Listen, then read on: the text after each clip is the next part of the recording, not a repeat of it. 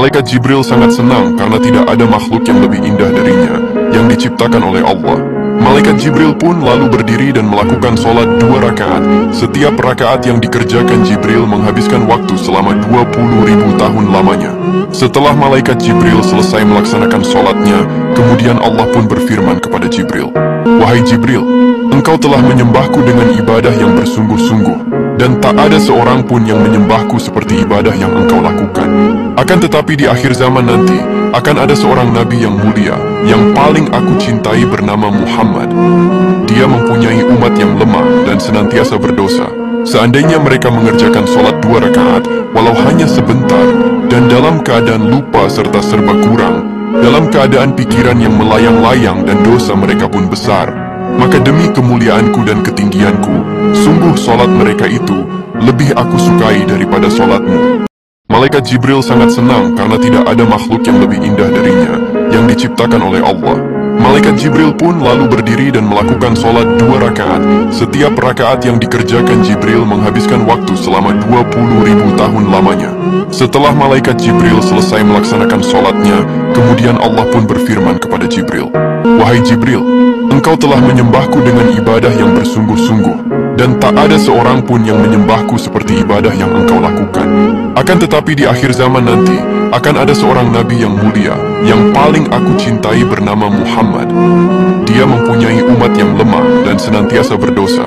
Seandainya mereka mengerjakan sholat 2 rakaat, walau hanya sebentar, dan dalam keadaan lupa serta serba kurang, dalam keadaan pikiran yang melayang-layang dan dosa mereka pun besar, maka demi kemuliaanku dan ketinggianku, sungguh sholat mereka itu lebih aku sukai daripada sholatmu."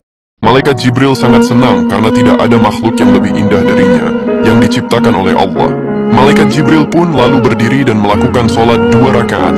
Setiap rakaat yang dikerjakan Jibril menghabiskan waktu selama 20.000 tahun lamanya. Setelah Malaikat Jibril selesai melaksanakan sholatnya, kemudian Allah pun berfirman kepada Jibril, "Wahai Jibril, engkau telah menyembahku dengan ibadah yang bersungguh-sungguh, dan tak ada seorang pun yang menyembahku seperti ibadah yang engkau lakukan. Akan tetapi di akhir zaman nanti, akan ada seorang Nabi yang mulia, yang paling aku cintai bernama Muhammad.